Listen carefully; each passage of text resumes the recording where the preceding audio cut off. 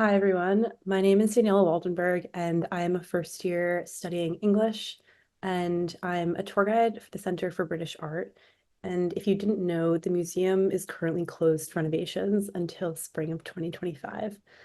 So the guides have been producing and giving tours on Zoom, and this tour is part of the Reframed series. So today I'm going to be talking about what's in a look.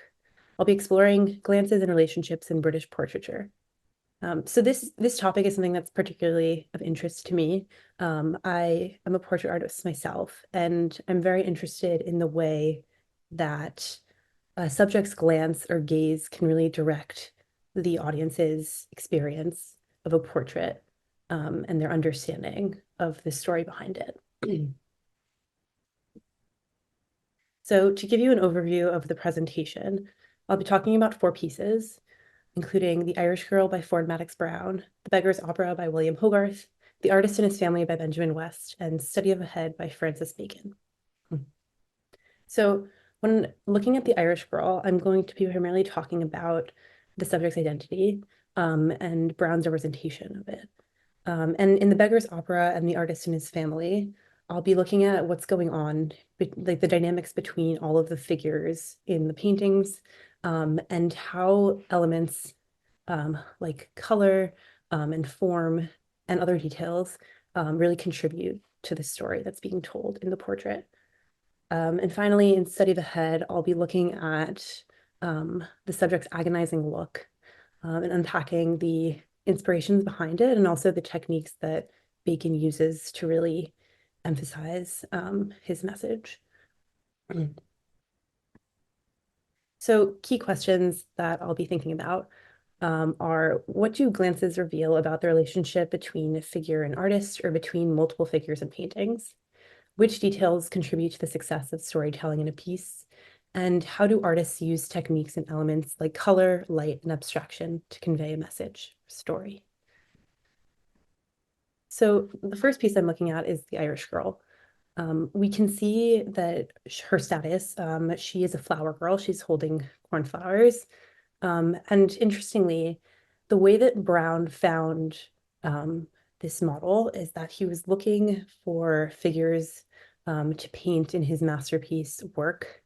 He was looking for Irish and Englishmen and other figures. And he found this girl. She was an orange seller, so which is pretty similar to her work as a flower girl. Neither are really considered productive labor.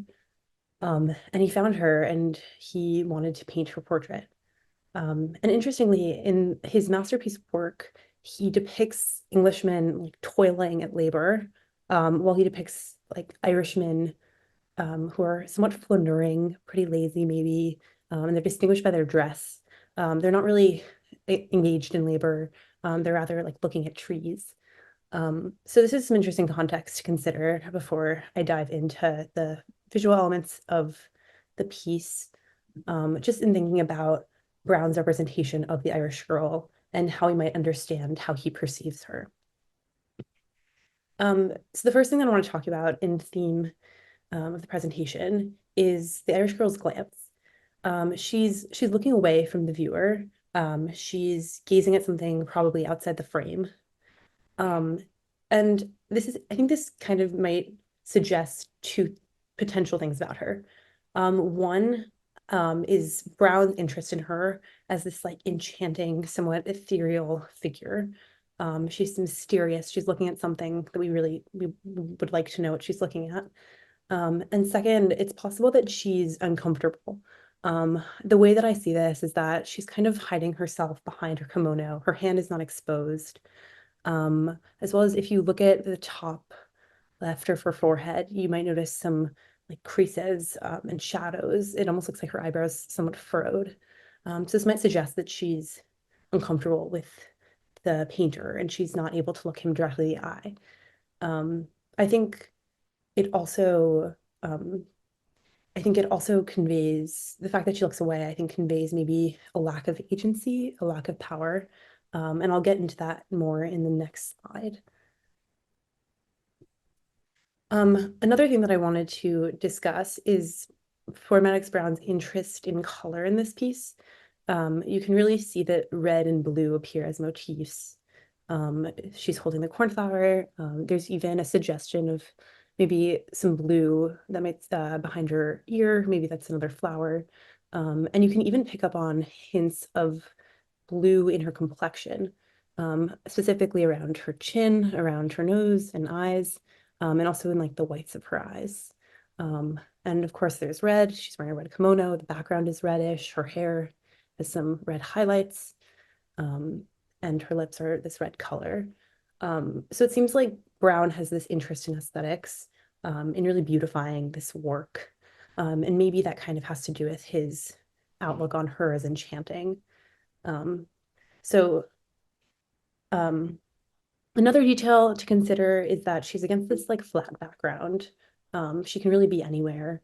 And again, I think that adds to a sense of mystery about her. So now to move on, I'd like to compare her to the English Boy, which was a portrait that Brown painted in the same year. Um, and I think there are similarities and differences that are very interesting to talk about. So the first thing that I noticed is that the English Boy is looking directly at the viewer, at the painter. Um, I think, conveys a sense of power, maybe familiarity that the Irish girl doesn't have. And the intuition is correct. The English Boy, the model for the English Boy is actually Brown's own son. So it's possible that the reason that he is able to look at him in the eye is because of this sense of comfortability. But I think it also conveys a sense of agency, a sense of power. And more on that, if you look at his hands, they're revealed to us, unlike the Irish girls. And they're holding these two toys that are characterized by the fact that they're boys' toys. They're a top and a whip. And they're somewhat reminiscent of a scepter and an orb, which are these royal objects that are exemplars of power. So in thinking about the objects that he holds, in comparison to what the Irish girl holds, flowers, which are a symbol of femininity, I think it can reveal something about how Brown perceives each figure and their power. Um, and some other differences that I think are interesting. I think it's interesting to note that the English Boy is against a more identifiable background. It's still somewhat ambiguous, but there's like this trimming on the side. It looks like as if he's standing in front of a cabinet or maybe a wall. Um, the way that he stands also seems much more posed. He's holding these two objects for the viewer to see. And it seems like he's been posed for this moment as opposed to the Irish girl who Brown may have captured in this fleeting temporary moment where she's looking away, and just as easily she might be looking in a different direction in the next moment. Um, and another thing to point out is that I think the brushstrokes and the differences between lights and darks are much more prominent in the English Boy. So specifically, if you look at his shirt as opposed to the Irish girl's kimono, there's this clear distinction between lights and darks, which adds to a sense of realism. And also his hair is more tightly painted than the Irish girl's. Um, so he feels like he's a more like fully fleshed and figured out figure, as opposed to the Irish girl. And the last thing that I want to note um, is that Brown pays certain attention to the ethnicity of both groups. He depicts the Irish girl with brown wavy hair and brown eyes, and he depicts the English boy with blue eyes and blonde hair. So clearly he's very interested in this distinction between the two groups. And I think it's interesting to consider the ways in which the glances of the figures kind of convey this difference, and the other elements of the piece that contribute to the differences between the figures. So the next piece I'm going to be talking about is the Beggar's Opera. So in this piece, there's a lot going on, but it's basically inspired by a scene from the play of the same name from 1728 by John Gay. And what's going on in the scene is that Maciath, the central figure, in the red coat, crossing his arms. He's being held, and his life and his freedom are in a precarious situation. And the women beside him are both pleading with their fathers for his release. And their fathers both have this interest in holding him captive, for their own financial benefit. Um, so something that I immediately noticed upon looking at the piece is that McKeith is looking at the figure in white. This woman is Pauli Peachum. He's betrothed to her. She is his wife. But then there's this other woman on his left side, and this is Lucy, a former lover. He's not looking at her. It seems like maybe this look indicates that he has chosen to be with Pauli, which is true. He does end up with Pauli at the end of the play. However, he's also straddling the rug and the wooden planks of the floor. So he's not fully on the rug with Pauli. Um, Maybe I think this calls into question his loyalty. So even though he chooses her at the end of the day, which I think is symbolized by the fact that he looks at her, we can still call his loyalty into question. And more on that, there's this detail towards the bottom right of the painting. If you look at the rug, it's folded over. Now, this is a common trope, which conveys that something is aslant and not right. So that's something to be thinking about when looking at this piece. So in this slide, I've magnified some of the areas of the piece just so I can unpack them in more detail. So just to start with the above image, the top one, I'm going to start from the left to the right. So if you look at Lucy, she's pleading with her father. Her father's a jailer, which you might notice from the fact that there are some keys dangling from his wrists. And she's looking to him, she's kneeling before him, she's pleading with him. But he's kind of looking away.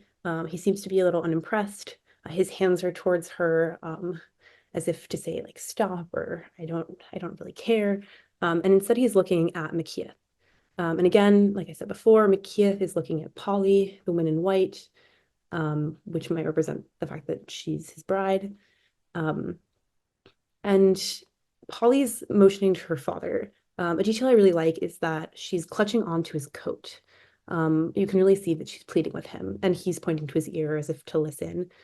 But one more thing about this that's a very subtle detail is that you might notice the man behind the red table in the brown coat, and the white glove that's like pointing down. So if you really follow Polly's eye line, it seems to cross over into the world of the audience, which Hogarth depicts within this painting. He's not just depicting the actors on the stage. And she's making eye contact with this man who's pointing kind of somewhat knowingly at the table. He seems to kind of convey a sense of authority. And in real life, actually, the actress who plays Pauli, Lavinia, is having an affair with this man. He's the Duke of Bolton. So I think what's really interesting is that this glance, Hogarth uses her glance to really pull him into the painting, to pull the Duke of Bolton into the spectacle. And in this way, he blurs the line between audience and stage. In thinking more about this, I pulled two more details from the piece. So one of them is the satyr. There are two sculptures of the satyr.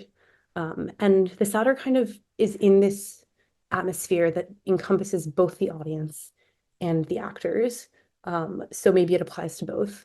And we'll get into the symbolism of the satyr. So you can tell that it's a satyr from the fact that it's half man, from the torso up, he's a man, and from his legs down, you can see there's hair on his legs and he has hooves.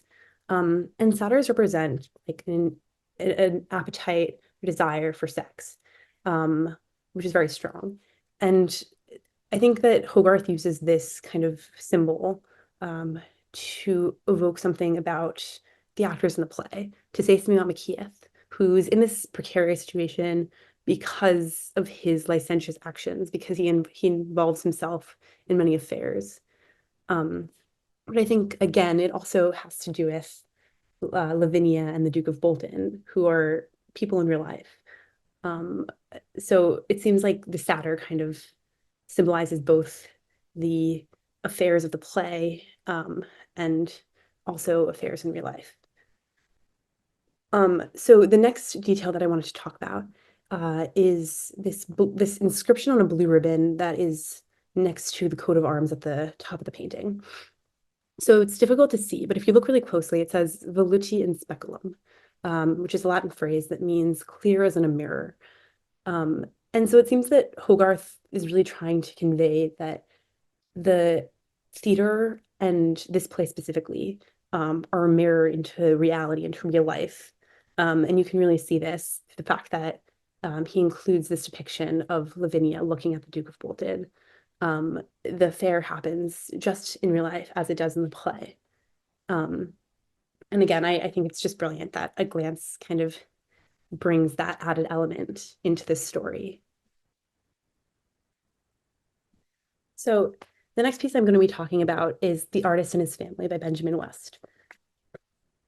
So to give some background on the artist and his family, Benjamin West was born to a family of Quakers in America, in Pennsylvania. He grew up there.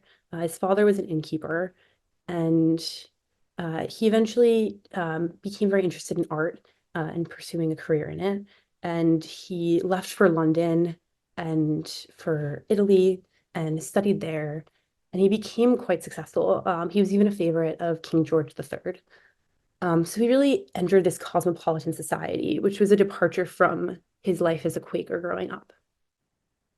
And as you can see in this painting, he depicts two men, a woman, and two children.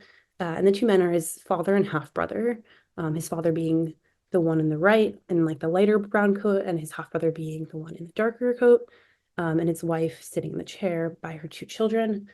Um, and it's interesting that everyone's gaze is directed towards his wife, Betsy. So she seems to be the primary figure of the painting, or their gaze is directed towards her and also the newborn child. So it seems to indicate that they're what's important in the piece.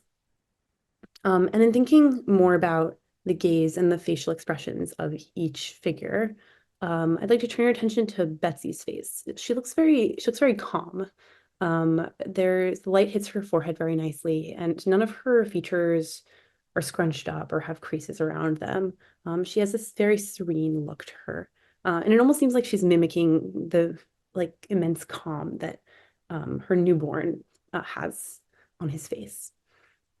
In contrast, West depicts his half-brother and his father quite differently. You can see their expressions are more solemn.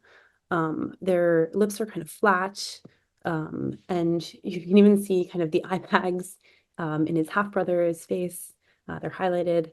And I think West portrays his father particularly in a not so positive light. You can see his lips kind of curling into this inverted U. He doesn't seem too pleased. He seems very serious.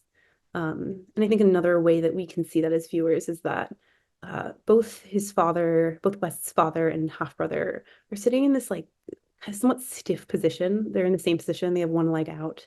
And West's father's back is also flush to the chair. They have their hands crossed. Um, but something that's really interesting to me is that they're not holding anything though. Um, this is maybe a stretch, but it's interesting that Betsy has her child in hand and West depicts himself holding his palette as the artist. But there's nothing for his father and for his half brother to hold. Um, so maybe that says something about the way that West perceives their future. And in thinking more about the distinction between um, his um, the family that he was born into and his new family, there's this like space between them in the piece. It's the vanishing point almost. It's where your eyes kind of immediately see. It's the middle of the piece. There's this great immense space between them. So clearly, West has kind of separated himself from them. And we can also see this in the way that West depicts himself in what he's wearing, in what his wife is wearing. They're both wearing this very like lavish um, material. It's this beautiful lilac, light blue color. And you can kind of see the texture when the light hits it. It's beautiful. It's gleaming almost. And there are these beautiful folds that are very rich. And Betsy even dons this ornate headpiece with a bow. And in contrast, West depicts his father and half-brother in like pretty flat clothes. The colors are also pretty dull. They're just brown. It doesn't particularly have a nice sheen when the light reflects on it. Um, and yeah, it's pretty modest clothing, which I think furthers the divide between them.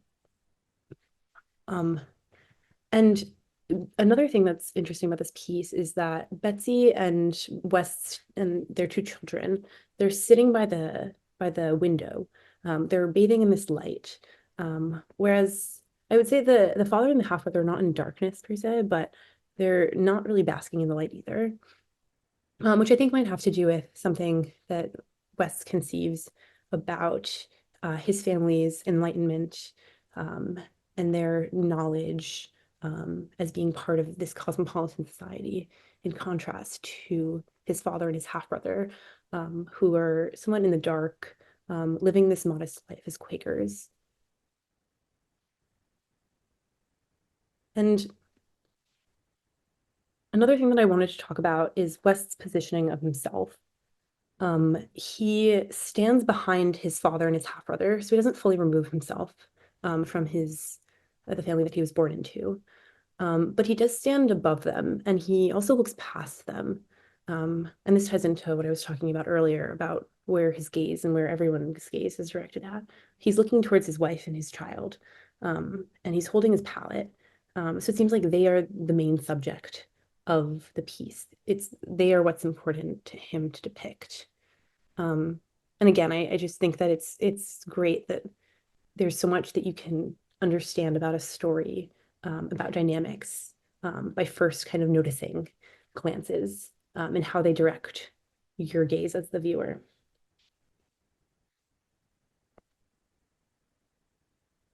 So the last piece I'll be talking about is Study of the Head by Francis Bacon.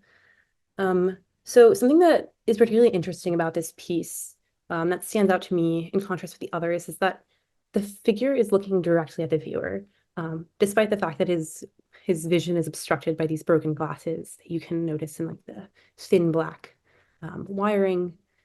He's looking straight at the viewer. And the piece almost feels like a confrontation to me. It feels like it really sucks me in. The mouth is particularly like this like void, this like black hole. And the attention that I'm paying to the mouth is not unjustified, actually. Bacon once said that he wants to paint, or he wanted to paint mouths as Monet painted the sunset. So there is this attention paid to the mouth, to this detail. And more details that I think kind of add to this element of being sucked in, of kind of finding yourself in this confrontation, is that there are like these vertical lines. You can see them the most prominently in the yellow bars, that almost look like a bed frame, maybe a chair. But they also give this sense of like entrapment of a prison. Um, and there are also more vertical lines on his shirt, for example, on his like maybe the outline of what looks to be the figure's collar. And he's also painted in this very elongated way. Seems like he's maybe like stretched out. There's this there's a sense of torture that I get when I look at the piece.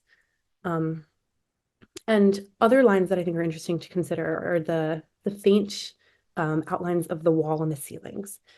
So the walls kind of taper in pretty quickly. They're very narrow, and they meet this white outline, this box that almost frames the head's face perfectly, but in a way that almost feels claustrophobic.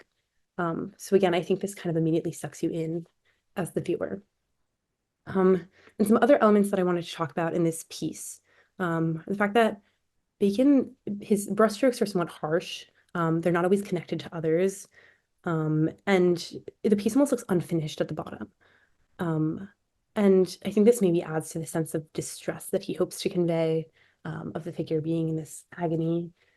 Another thing that's interesting to me is that he uses yellow most prominently and also a little bit of purple. It's more subtle, but you can see it like around the top of his head, around his eyes, in the mouth, in the ear. And these colors are meant to be complementary towards each other. They are complementary towards each other. They're opposites on the color wheel, and they're supposed to be pleasing to the eye when in combination. So I wonder if maybe Bacon used these colors to kind of give us a false sense of comfort, and to show that things are not as they seem, things are not so beautiful. Um, and I'll get more into that in the next slide when I talk about Bacon's references. Um, so one of Bacon's most clear references is Diego Velázquez's portrait of Pope Innocent X. So you can see this reference more clearly in another one of Bacon's studies. And Study of the Head from 1952 is a part of many studies of heads and variations of them. And in Bacon's study after Velázquez's portrait of Pope Innocent X from 1953, you can really see more elements of torture kind of drawn out. He's clutching on to the chair, which stands in direct contrast to Velázquez's portrait, where his hands kind of lay languidly above or off the edge of the arm rests. And he almost Bacon's study almost appears to be like to be disappearing into these light beams, to be vanishing. The chair might even evoke a sense that it's an electric chair. So there's this real added element of torture. And also, in comparison to Velázquez's portrait, where Pope Innocent X is looking directly at the viewer, with somewhat of like a confident expression. Again, his hands are just laying in a very relaxed way over the edge of his chair. His face is somewhat flat. He's not quite smiling, but there's also some tension in his forehead. There's this really drawn out sense of agony again in Bacon's study. He kind of reveals this inner uh, tension in a way that Velázquez doesn't. So he kind of subverts Velázquez's portrait, and also kind of deconstructs ideas that we have about popes and papal authority in the church. Um, I'm thinking about this. I want to shift your attention to another one of Bacon's references, which is a still shot from the film Battleship Potemkin, which was made in 1925. And in this still, basically there's this nurse that's been shot in the eye by a Tsarist troop. And she's in distress. Her mouth is open. Even though the film is silent, you can almost hear her scream in the same way that you can almost hear Bacon's The Study of the Head, his scream. And you can see the clear reference in the fact that the nurse has these glasses that have been shot through, and Bacon gives the head also the same glasses, and the blood drips down on the same sides of their face. And what I think is interesting is that Bacon uses these two very different references and conflates them into one figure. He almost equalizes this nurse with the Pope, which I think certainly calls into question papal authority, and shows a certain disillusionment with it. And in the same way that he conveys that the Pope is somewhat tortured, and looks almost sinister in his study after Velázquez's portrait. And in this way, he conveys a sense of disillusionment with the church. He does so also, just as Battleship Potemkin does, convey a disillusionment with like Tsarist Russia. And I think these references are great in giving more context to the piece. But what I love about Study of the Head from 1952 is that it really does feel like a confrontation, like I said. His Bacon's 1953 study is much further from the viewer. He sits in a chair. You have his kind of a more of a full body image. whereas in the 1952 study, you really just get his bust in his head. And again, it feels like you're kind of sucked in, and maybe even facing a mirror image. And I think the tension that's in this study's face, um, and this agony, um, it really kind of forces you to confront the tension of the painting, and at least made me want to learn more about the piece, and about its context. So, as I conclude, I just want to discuss some hopes that I wish to impart on you, um, of some takeaways from this tour. So, in all the pieces that we looked at, we got to see how glances can inform the way you think about the story, can kind of give you more insight into what's going on in the piece. So specifically in The Irish Girl, we looked at subject-artist relationships. In The Beggar's Opera, I looked at stage dynamics and how glances can reveal what's going on in a play, and the relationships between the characters. In The Artist and His Family, I explored familial tensions, that are expressed through glances, and other elements. And finally, in Study of the Head, I talked a little bit about the subject-viewer relationship and the way the head can really bring you into the piece. Um, and I hope that just going forward, um, when you see any piece in an art museum, you can think about what the glance of the subject, especially the portrait, might reveal about the story behind the painting, and what's going on in the painting. Um, Thank you so much for listening to my tour. I hope to see you when the museum opens again in spring of 2025.